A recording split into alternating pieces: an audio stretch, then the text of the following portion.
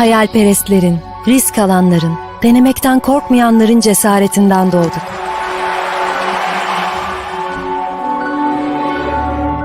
Bizi asla yarı yolda bırakmayan o sesin rehberliğiyle ilerlemeye ve öğrenmeye devam ediyoruz. Bunun için varız. Bu yüzden gece geç saatlere kadar lambalarımız sönmez. Elveda demek hem hüzün hem de gurur verir. Her şeyi sorgulayarak ve merakımızı besleyerek, dayanıklılığımızı test ederek,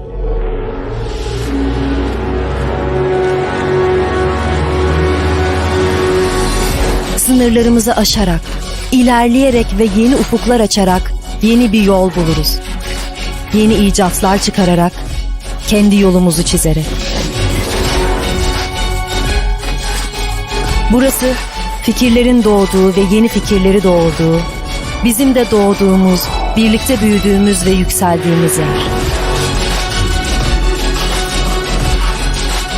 Burası Yakın Doğu Üniversitesi.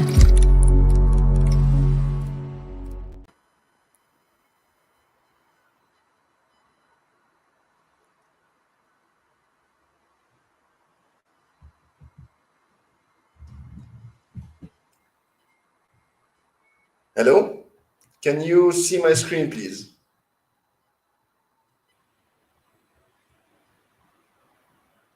Greetings, everyone. I'm Sabo, part of the NCADS community. On behalf of everyone, would like to welcome you to Dentalks. This time, we try to explore new technology that will help the dentistry world a lot, and that has to do with artificial intelligence. Now, ladies and gentlemen, I'm honored to introduce you to Dr. Rayan Skafi. Dr. Skafi received his DMD degree from the University of St. Joseph, where he also earned a certificate of advanced graduate studies in prosthodontic. He pursued advanced dentistry studies in the University of Grigoret Popa. He worked in a private and dental practice for 5 years between Beirut and Paris before pursuing a master's in biotech management from ESCP Europe in Paris. After that, he started working at Dental Monitoring, an innovative company in the dental world, as the head of clinical education, working closely with global key opinion leaders in the dental industry to develop AI research as protocol and implement a strong educational program to teach dental professionals how to adopt innovative technologies such as AI-driven solutions and remote monitoring to evolve their practice. Dear Dr. Skafi? Yes, thank you, Sarah. Can you see me? Can you see my screen, everything? Not your screen. Okay. I'm sharing my screen. I'm not sure if everyone can see it. Should I change anything in the setting? No, now we can see. Thank you. Okay, perfect. Can just check. Okay, perfect. So thank you, Saba, for this introduction. Thank you, everyone, for being here. Dear students, let's get started on this fun and informative journey into the world of AI and dentistry. I'm thrilled to be here with the Northern Cyprus Association of Dental Students. And of course, a big shout out to you, Saba, for inviting me to speak and to be here tonight. As technology continues to evolve, AI is making its mark in various industries, including dentistry. From improving diagnostic accuracy to streamlining administrative tasks, AI is transforming the way dental practices operate.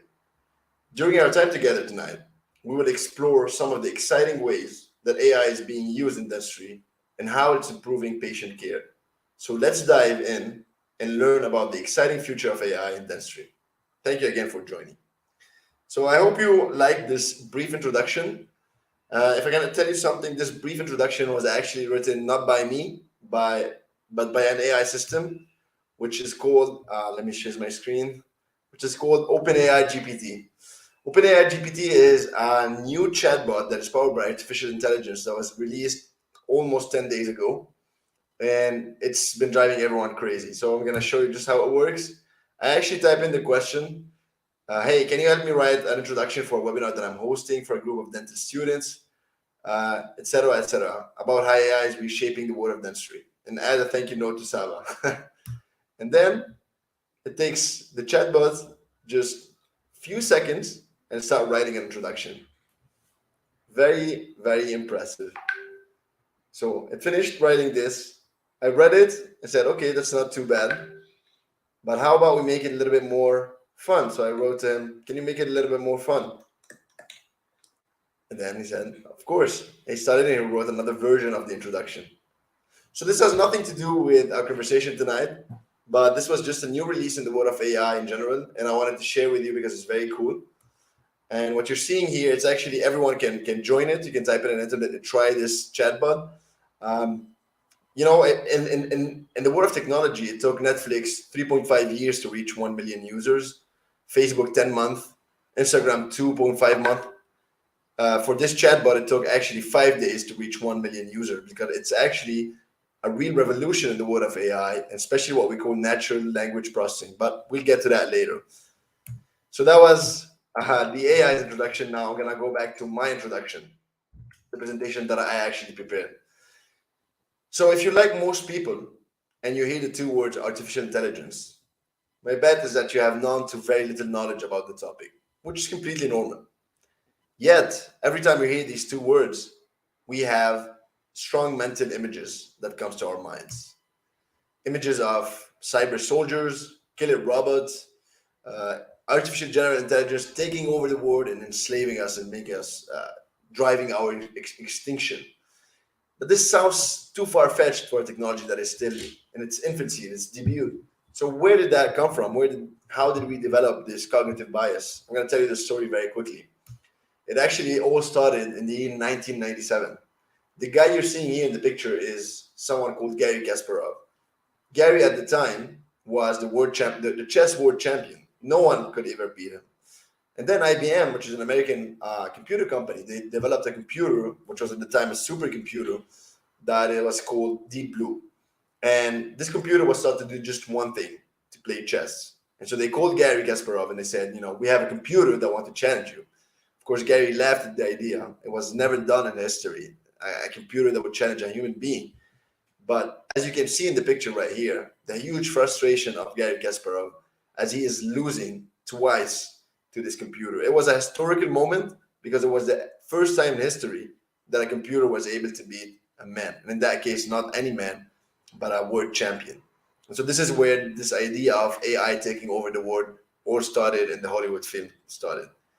However, the truth is that AI is all around us today, and thank God for that, because it's making our lives easier and better and more efficient every day. In the next few slides, I'm going to show you just a few examples of how AI is enhancing our everyday life.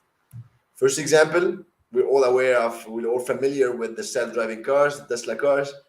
I don't know if you've had a chance to get into one, but the first one you get into a Tesla car is on fully autopilot mode. It's actually a little bit scary because you have the impression that the car is driving blindly.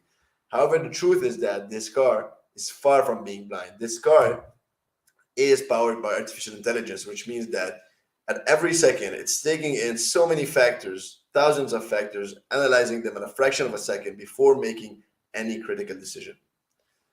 And of course, today, it's important to note that statistics are showing that we have less and less accidents because of that.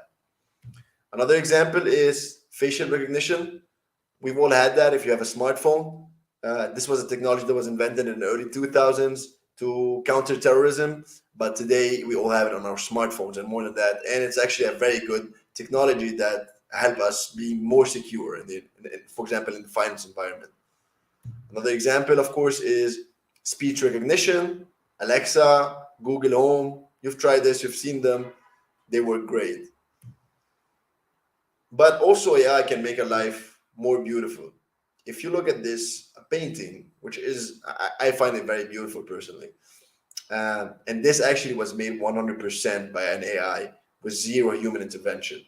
It actually won a prize in Colorado State Fair's annual art competition in the digital category. So it's pretty impressive. Now, another example that I want to show you how AI is implemented in the world of art, something that I find very, very impressive as well. There's a Turkish photographer that is called Yesitas Alper. I'm not sure if I'm pronouncing the name right, but this photographer he wanted to make celebrities that are dead today to bring them back to life. So maybe you all recognize this little boy that used to be part of a band. So this photographer wanted to bring him back to life, and he wondered how would Michael Jackson look today if he was still alive and without any surgeries. And the AI analysis was able to reconstruct this image, which I found super realistic and super interesting. Another example of this famous photographer work is Heath Ledger, was one of my favorite actors of all time. If he was alive today, this is what he would most probably look like. And this is based, of course, on the AI reconstructive images. And the last example is Princess Diana. So this is all great and cool, but let's get into the more serious stuff. What about the world of healthcare? How is AI making that world more efficient and better? Let's look at some examples as well. And the first thing that I want to show you when we talk about AI in healthcare is the following graph, which is very, very interesting. What you're seeing on this slide here is the evolution of the number of studies that have been published in PubMed on AI in the world of healthcare. So we see two things here. The first one is the exponential growth that we see in the last 20 years. It's just skyrocketing. And the second thing is we see here the different specialties in the world of healthcare that are most affected, or not most affected, but where this research is taking more place. So we see number one is radiology, which makes sense because today this kind of AI, which is called computer vision, is very, very efficient on images and radiographs. And I will show you more and more examples as we go in healthcare and in dentistry specifically. So let's see some examples to see, what was the effect of this huge research and development that happened in the world of healthcare. Let's see some real life examples. So the first example that I want to show you is radiology. So today, because of AI, we can diagnose breast cancer with an accuracy of 95%, which is better by far than any human being, than any radiologist out there, which is just phenomenal. Another example of the use of AI in the world of healthcare, AliveCore was a young startup that started in the year, I think, 2014 or something. And they developed some kind of bracelet that a patient could wear. He would go with it home, and this bracelet would be monitoring his electrocardiogram all the time. And because of that, they were able to detect atrial fibrillation, which could be a serious condition. And the earlier you detect it, the more you can act on it and save lives. And so today, if you have an Apple Watch, for example, this technology exists in your Apple Watch, which is fascinating. And the last example that I want to show you in the world of healthcare, genome sequencing. We all know about that.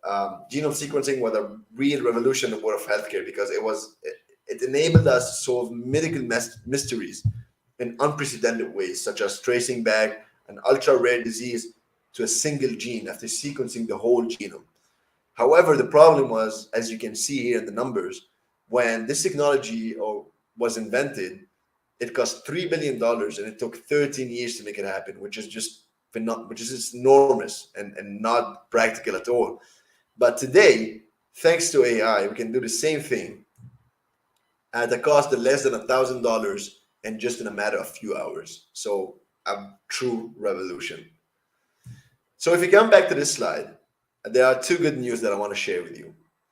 The first one is that if we look at dentistry, we are on the right path.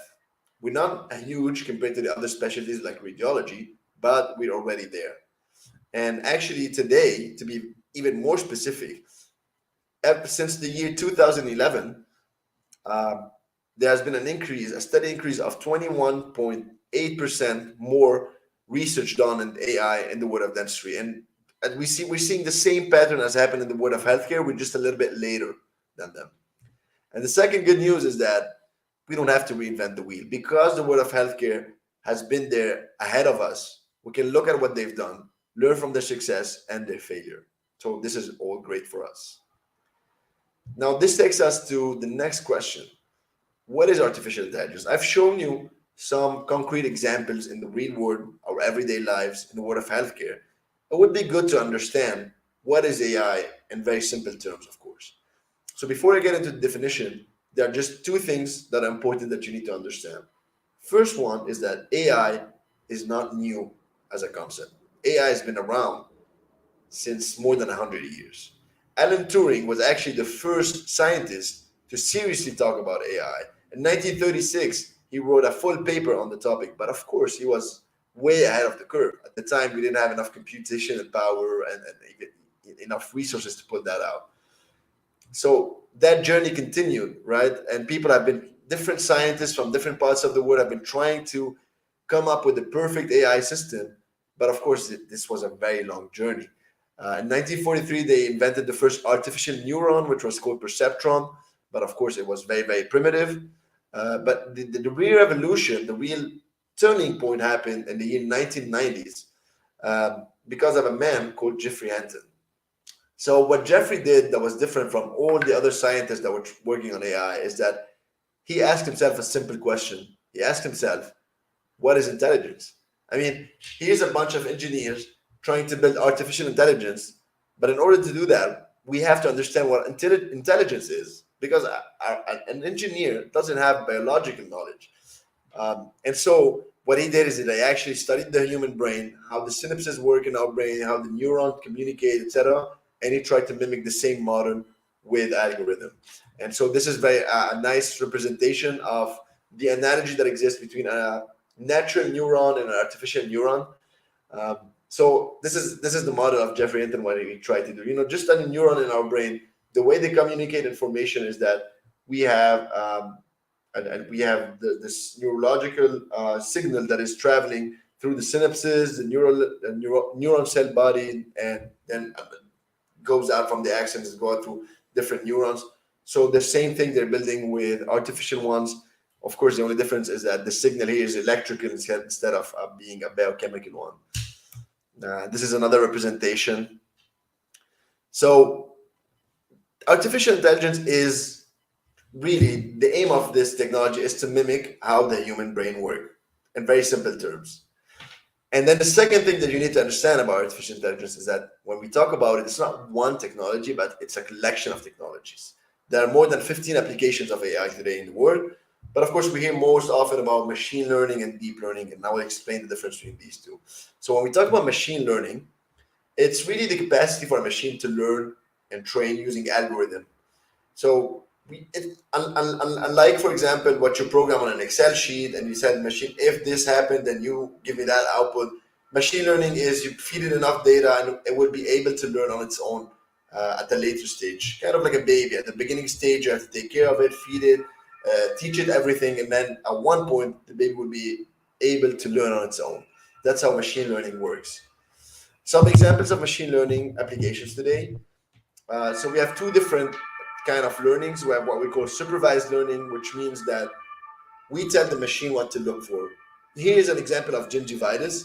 We taught the machine that if you see, for example, a papilla that is inflamed, that is becoming too red, becoming too shiny, etc. You look at the different criteria that exist in a gingivitis, and you teach the machine to look for these. And then if these exist, then it would classify this as a gingivitis. Another type is unsupervised learning, which you give the machine a bunch of data, and it will try to find correlation. Like in this article that was published in MIT, they tried to find correlation between oral disease and systematic health. Other types of applications are convolutional neural network, which is used today in dentistry in the world of radiology. So you don't have to recognize these terms. I'm just saying that it's good for your knowledge, but we'll get into more concretely, easy to understand examples later. And natural language processing is if you have an Alexa or Siri, when you talk, the machine is able to kind of decrypt what you're saying. And then deep learning is today the most advanced type of artificial intelligence in the world. It's able to perform tasks with analyzing and making sense of large amount of data. So instead of just looking for gingivitis, you could send it a picture and it could look for different things. And so this is how the system of deep learning works today. Just like in our brain, we don't have one neuron. We have trillions of neurons. They communicate to each other. This is a very simple representation here. Imagine that this is our brain and we have different neurons communicating between each other. So they're analyzing different parameters at once. And this is a very simple representation here. We have 14 parameters, but of course, in some cases, you can go up to millions and trillions of different parameters. And so that takes us to the next question as well. How do you build an AI system? I'm going to be very simple as well. When you want to build an AI system, there are 4 steps that you need to go through. First of all, you have to collect data. And when I say collect large number of data, I mean very large number of data. So for example, if you want to teach the AI how to detect gingivitis, you cannot give it just 100 or 200 pictures. You have to give it thousands, even sometimes millions of pictures so that it's able to really become reliable. Then you have to do the work manually at the earliest stage. Remember with machine learning, as I said, you have to teach the machine just like a baby. So you have to teach the machine, look, this is what gingiva looks like when someone has gingivitis. Then the machine gets to a stage where it's able to learn, and then the later stages, the machine is able to detect things. And if you're using deep learning, the machine would keeps improving and improving over time. So here's a fun example to show you how it works. For example, this is the son of the CEO of the company where I work for. He did an experiment on his kid. So he collected 4,000 pictures of his kid, Louis. And then he trained the machine. He created the algorithm. So he trained the machine to look for 50 parameters in his son's face. And this is how the machine is able to recognize that this is his son and not someone else. So after injecting, these thousands of images, we can see here the AI that's becoming more and more accurate. So you see at the beginning, this is what we call the prediction score. So this is the machine saying, oh, this is Louis, and I'm 92.4% sure. So you see that this number keeps getting higher and higher the more we feed it information and the more it has data to learn. And then you can also see that even with a mask on, and even that his brother that looks a lot like him, the machine is still able to differentiate between the two. So now we talked about some examples in the world in general, in healthcare, what does AI mean and how is it built?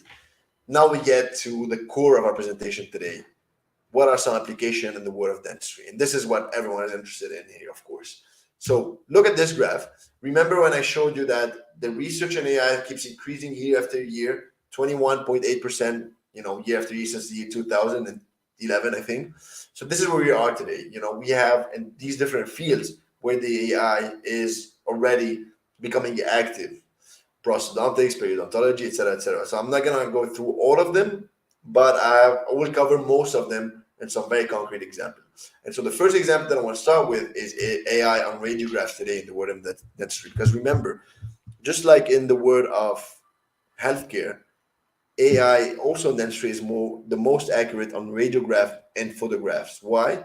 Because remember, there are many types of AI, and the AI that is called computer vision, which is able to detect things on pictures or radiograph, is the most accurate today.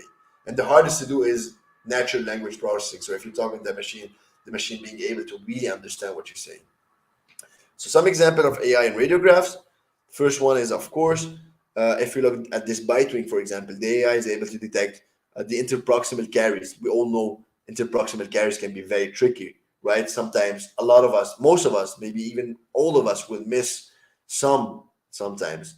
Why? Because we are humans. Sometimes we don't see it. Sometimes we're tired. Sometimes, we're not focused, or we didn't sleep well the night before, whatever reason it is. So this here is an example of AI being so accurate and detecting interproximal caries. And if you see here, it can even measure the bone loss, between the GEC and where the bone is today. So it looks for periodontitis, for example, sometimes. Well, this, for example, here is a company that I worked for a bit. I tried it myself. Of course, you can see that case is not good at all. So I uploaded the panoramic on the system, and I wanted to see what it would detect. So you can see here, we have 3 different color codes. What is in green, it means that the machine is detecting some things that are not pathological. It just, for example, saying, okay, this tooth is had an endodontic treatment, or it has a crown, or whatever. And then in red is all the pathological findings. For example, there's apical lesions here, or whatever. And in yellow, it's also measuring the bone loss between the teeth. So what we're detecting here is all kind of issues, and it's becoming more and more advanced every day. Another example here, this is as well, so these radiographs play a major role as well, not only to detect little caries and what's going on, but also periodontitis in general, or if you have bone defect somewhere. And the best part is that it will do an automatic charting. So you can press one button and you have a full report, each tooth, what problem you have on this tooth, if you have a tooth missing, and so on. So this is a lot of work that we don't want to be involved in, but the AI is really automating it and taking care of it. And the last, another example in the world of radiograph is, of course, CBCT. Today, AI is becoming more and more accurate in this kind of field as well. So, for example, here, if I remember the case correctly, yes, there was a tooth on the panoramic. We didn't see any issues. We took a CBCT, injected it in it, and then the AI automatically was able to find where the problem comes from. So I was able to detect, oh, look, there's an apical lesion here that is coming from this canal because the endodontic treatment is not good. So, and also, anyone could miss that. If you look at a panoramic and you don't see the lesions, AI is never gonna miss that, because AI never gets tired. AI always is consistent in the job it does. And the last example that I want to show you in the world of radiographs, this is in orthodontics. Today, AI is able to do the cephalometric tracing automatically. So that takes us to a very important question. How accurate is this AI on radiographs today? So this was a study that was done by a company called Pearl, that is based in the US, and they do also they have their kind of AI on radiographs. So they took 8,000 radiographic images of bite wings and periapicals, and what they did is that they had 3 experienced dentists put on the results. Is there a carie? Is there not a carie? And there was the AI, and the results were very interesting. So dentists, they agreed that, okay, that there was no tooth decay 79% of the time. Not perfect, not catastrophic as well. But when there is a decay, only 4.2% of the cases they agreed on that there was a decay. So what we see here is that even when we bring 3 experienced dentists together, there's a huge inconsistency in the accuracy of something that should be very simple, which is a decay. And so AI actually predicted the existence of the caries better than the consensus of the 3 dentists. So the learning that we take from that, it's not that AI is better than these humans. It's just that, if you plus the AI, you will have the best diagnosis and the most accurate one. So the same thing, we're talking about computer vision. What about AI on pictures? There are some applications today as well that if you have, for example, an intraoral camera and you're scanning the teeth, the AI will be looking for caries. And so here, for example, they did another study where they took 2,417 anonymized photographs, and there was 3 categories. No caries at all, caries but without cavitation, and caries with a cavitation. And so the result was that the AI was 92.5% accurate in the standardized single tooth photograph. So it's not 100% yet, it's not perfect, but it's great. It's very promising. And we will get to 100% very, very soon. So imagine if you have that tool, you will never ever miss a carie, or you will never ever misdiagnose someone ever again if you have this extra pair of eyes that is helping you. Same thing today, AI is applied in oral cancer detection. This is a very interesting area. Why? Because oral cancer, if someone has an oral cancer, the survival rate is 83% when it's detected early on. However, the gap is that only 29% of the cases are detected early. So you see this huge gap. A lot of people could be saved, but are not because of this late detection. And so today AI is being explored in that area. In one study, they found that it was 87% accurate for detecting presence of oral lesions, 78% accurate for classifying those that needed referral or those that needed treatment, but only 41% accurate on detecting lesions that pose a cancer risk. So what that means is that if you already have that oral cancer in the mouth, AI will be accurate in detecting it, but the AI is still not very accurate in detecting early stages of cancer, which is very important as well, because this is what saves life. We want to use AI to anticipate issues before they happen. Another example, prosthodontics. I find this very interesting. I've never seen it, never worked with it, but there's a company named Pearl also. They do this. So for example, if you take a scan, what happens sometimes is that you send it to the lab look at the prep and says, oh, this is not good enough, then they send it back, and this is all a waste of time. So this AI, what it does is that when you do the prep, you take a scan, automatically it would say, oh, okay, it is good, you can send it to the lab, or no, for example, you need to correct somewhere in the distal edge, for example. Smile simulation is another example. The way it works is that today you take a picture of the patient and the AI will change the position of the teeth to show him how we would look after. But even some applications like SmileMate today, they can show the patient, for example, this is a patient that wants to do orthodontic treatment and she doesn't know where to pick between aligners or braces, whatever. So the AI will do like kind of a simulation, how she would look like in treatment if she had aligners, or if she had metallic braces or ceramic braces, and so on. And then the last part of how AI is applied today in the world of dentistry, which is an amazing area that we don't talk often about, is teledentistry. And this has become even more and more popular, especially after the COVID. So one area is remote consultation, right? For example, some patients, today the patients are, before they could become patients, they are shoppers. They want to see different options. It's like when you want to buy a dress and you're looking at different prices and different things. That's a sad truth, but this is the way it is today.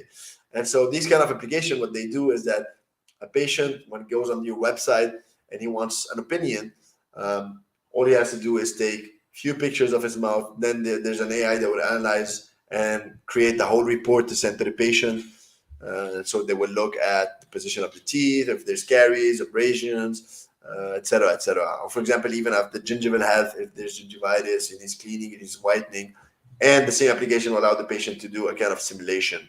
So this helps patients better understand their situation and will increase their motivation to go and start treatment. And we get to the last part. When we talk about teledentistry, this is the company that I worked for the past 3.5 years. And they're very focused today in the world of orthodontics. But of course, this will go beyond orthodontics in the next few years. But what I mean is that a patient, when you're going through a long period of treatment, they can be monitored all along the way, and they can get AI analysis every time they scan. So the way this works is that the patients, if you see this, every patient will have what we call a scan box. It's just a hardware and a phone application. And every week, every 2 weeks during the orthodontic treatment, they will be scanning their teeth. And every time they scan, these pictures go to the system and the AI will analyze the images. And I will show you how. So once the patient does a scan, we have raw images, then the AI will crop the images to keep only the teeth.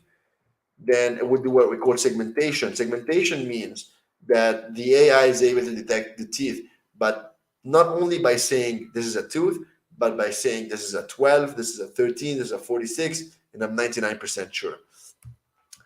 And then detect the gingiva, see if there's any problem, black triangles, for example, etc.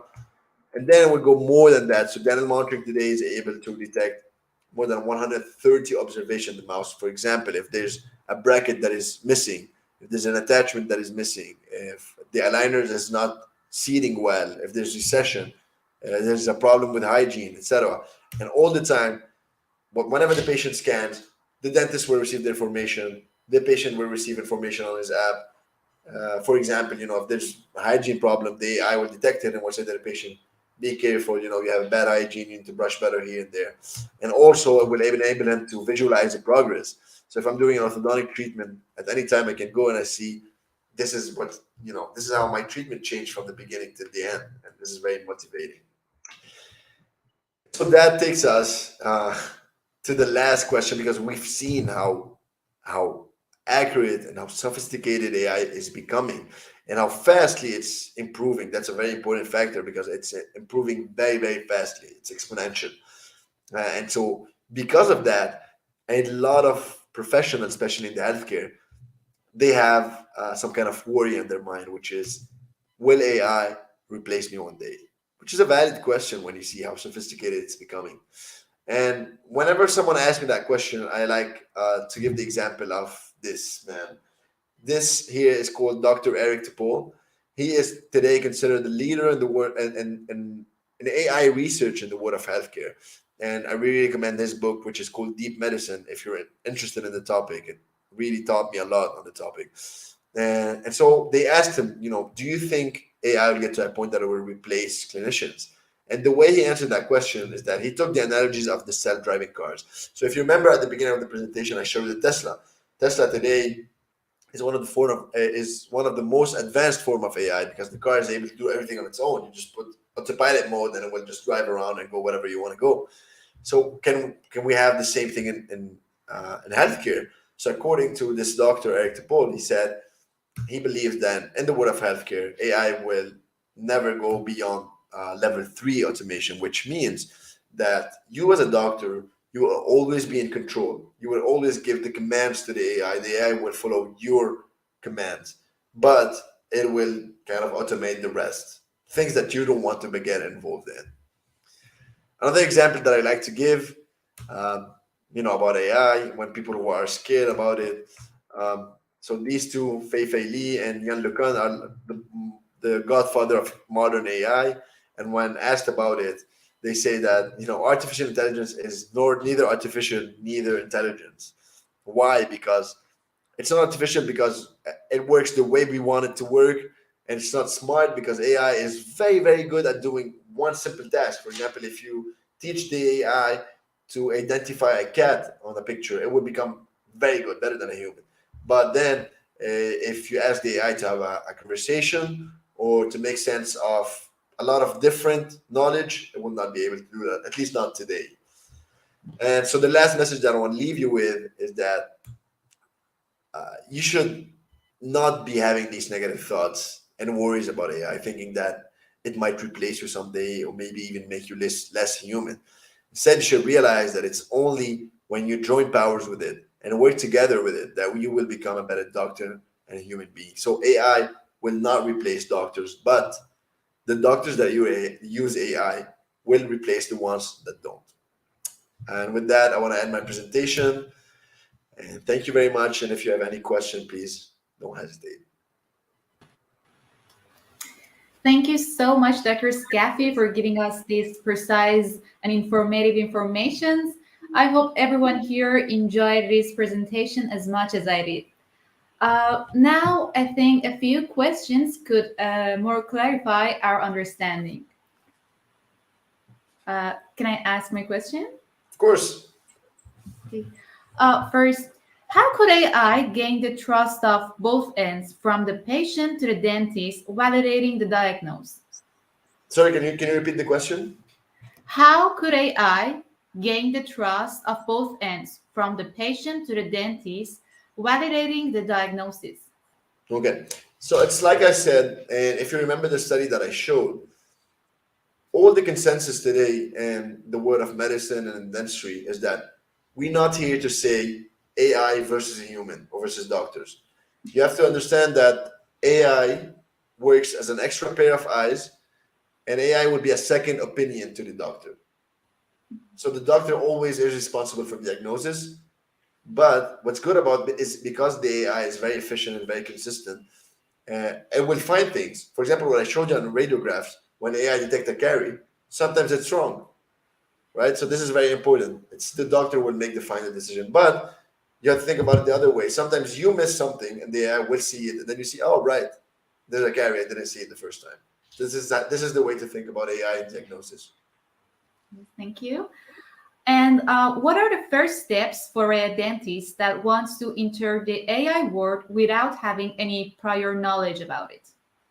Okay, enter a dentist that want to enter the AI world. Yes. Right? Is that the question? Yes. Okay. What are That's the very first good steps? question.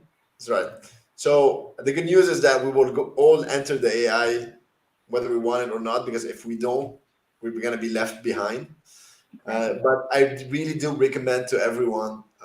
For example, the book that I showed is a great, great book about understanding AI and how it will impact the world of healthcare in general.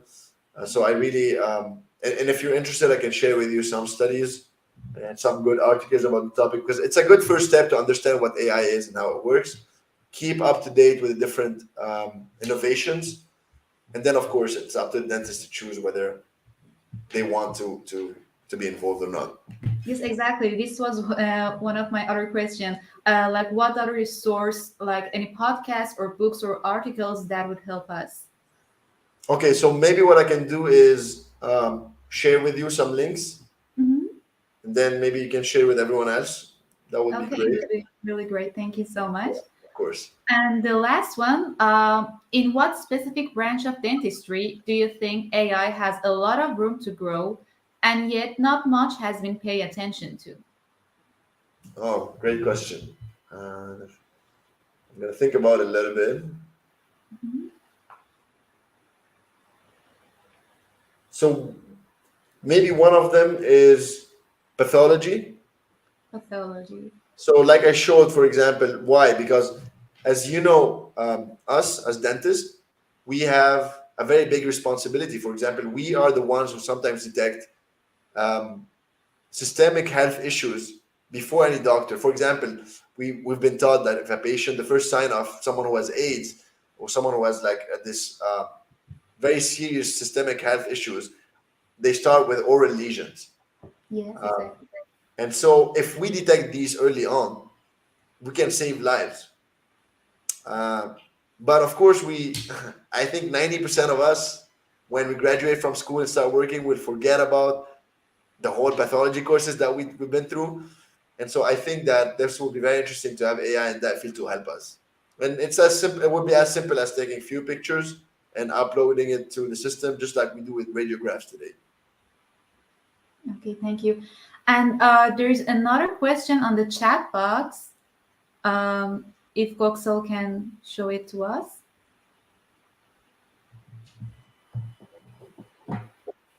Yes.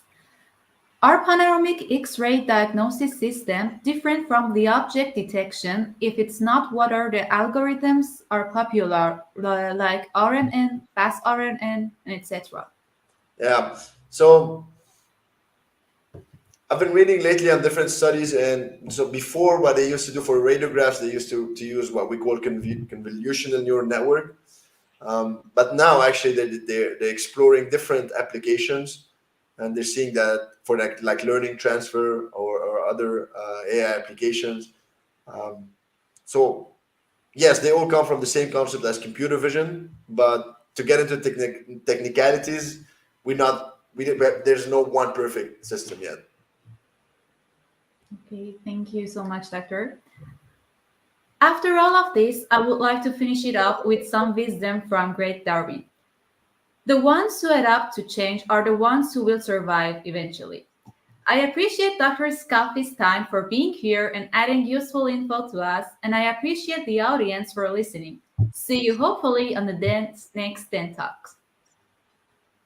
Thank you very much. Thank you. Bye. Bye-bye. Bye, everyone.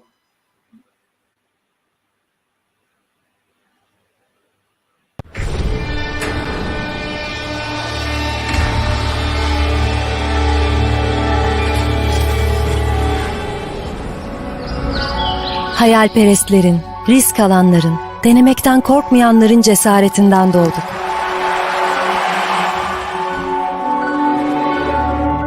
Bizi asla yarı yolda bırakmayan o sesin rehberliğiyle ilerlemeye ve öğrenmeye devam ediyoruz. Bunun için varız. Bu yüzden gece geç saatlere kadar lambalarımız sönmez. Elveda demek hem hüzün hem de gurur verir. Her şeyi sorgulayarak ve merakımızı besleyerek, dayanıklılığımızı test ederek,